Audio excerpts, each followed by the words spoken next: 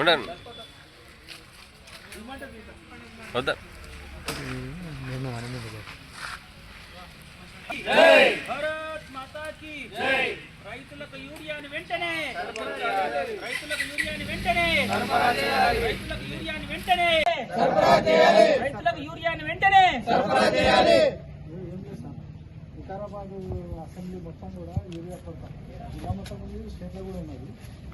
ఏంటంటే దీంట్లో రెండు ఇప్పుడు ఏమనంటే నానో యూరియా ఉన్నది కానీ వాళ్ళు షాపులు చెప్తారు, కానీ నానో యూరియా మీద రైతులకు అవగాహన లేదు. దాన్ని వాడమంటే వాళ్ళు ఇబ్బంది పడుతుంది. కాబట్టి కనీసం వీళ్ళకు అగ్రికల్చర్ డిపార్ట్మెంట్ నుంచి కనీసం దాని మీద అవగాహన కల్పిస్తే కూడా కొంత ప్రాబ్లం తీరుతుంది.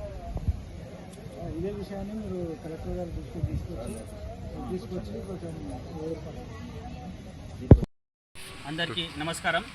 ఈరోజు భారతీయ జనతా పార్టీ వికారాబాద్ మండల శాఖ తరఫున మన స్థానిక ఎంఆర్ఓ ఆఫీస్లో వచ్చేసి మనం ఒక వినతి పత్రం ఇవ్వడం జరిగింది. దేనికోసమంటే రైతులు పడుతున్నటువంటి గోస, యూరియా సరైన సమయానికి సప్లై చేయకుండా మరి బ్లాక్ మార్కెట్కి వెళ్తుందా యూరియా, ఎక్కడ వెళ్తున్నటువంటిది రాష్ట్ర ప్రభుత్వం సమాధానం చెప్పాలి. గత ప్రభుత్వంలో ఏదైనా గత ప్రభుత్వంలో ఎప్పుడు ఇలాంటి సమస్య రాలేదు, మరి ఇప్పుడు ఎందుకు వచ్చింది సమస్య అనేటువంటిది ప్రభుత్వంలో ఉన్నటువంటి అధికారులు ఆలోచించాలి.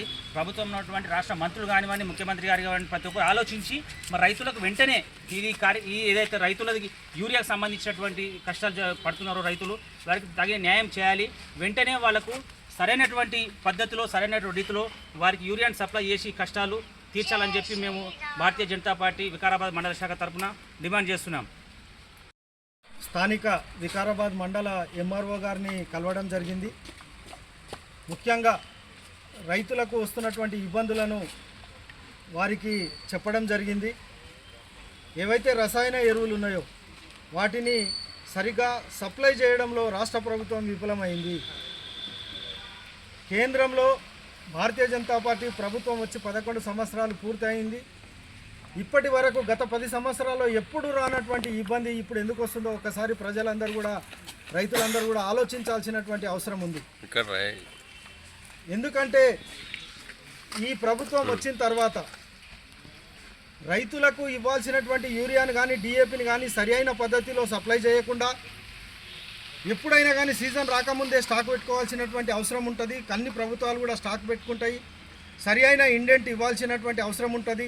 కేంద్రానికి మాకు ఇంత యూరియా అవసరం ఉంది, ఇంత డిఏపి అవసరం ఉంది అనేటువంటి విషయాన్ని ముందుగా తెలియపరిచి ముందే వచ్చి గత సీజన్లోనే ఏదైతే యాసంగి సీజన్ ఏదైతే ఉండనో ఆ సీజన్లో పెట్టుకోవాల్సినటువంటి స్టాక్ కూడా ఉన్నదా లేదా, మరి అది ఎక్కడ పోయింది, మీరు కేంద్రానికి ఎంత డిమాండ్ ఇచ్చారు, మీకు కేంద్రం నుంచి ఎంత వచ్చింది, ఇప్పుడు దాని యొక్క పూర్తి వివరాలను బహిరంగ పరచాల్సినటువంటి అవసరం ఉంది. ఎందుకంటే రాష్ట్ర ప్రభుత్వం కోరినటువంటి దానికన్నా కూడా ఎక్కువ స్టాకును కేంద్ర ప్రభుత్వం యూరియాను కానీ డిఏపిని కానీ రసాయన ఎరువులను కేంద్ర ప్రభుత్వము రాష్ట్రానికి సప్లై చేసింది. కానీ ఇక్కడ ఉన్నటువంటి రాష్ట్ర ప్రభుత్వం దీంట్లో అవినీతికి పాల్పడి ఇక్కడ ఉన్నటువంటి వ్యాపారస్తులతో కుమ్ముక్కై సరైన విధానంలో రైతులకు సప్లై చేయడం లేదు.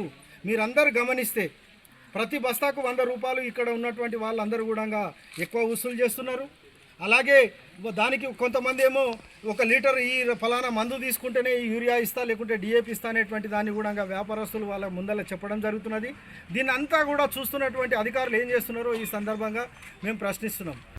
ఉన్నది అని చెప్తున్నారు అందరు, కానీ దాని మీద రైతులకు సరైన అవగాహన లేక దాన్ని తీసుకొని వాడడంలో కూడా రైతులు లేదు. దాని విషయంలో అవేర్నెస్ తేవడంలో కూడా వ్యవసాయ శాఖ కూడా దాని విషయంలో విఫలమైందనేటువంటి విషయాన్ని ఈ సందర్భంగా మనం అందరం కూడా గమనించాలి.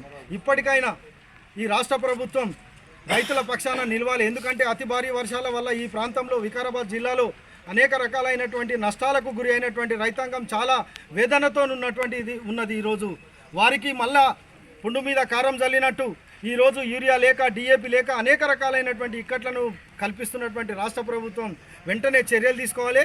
లేకుంటే దీనిపైన తీవ్రమైనటువంటి చర్యలు భారతీయ జనతా పార్టీ తీసుకుంటుంది. అవసరమైతే అనేక ఉద్యమాలను నిర్వహిస్తుంది. రైతుల పక్షాన ఈ ప్రభుత్వంతో నిరంతరం భారతీయ జనతా పార్టీ పోటీ చేస్తుందని ఈ సందర్భంగా తెలియజేస్తున్నాను.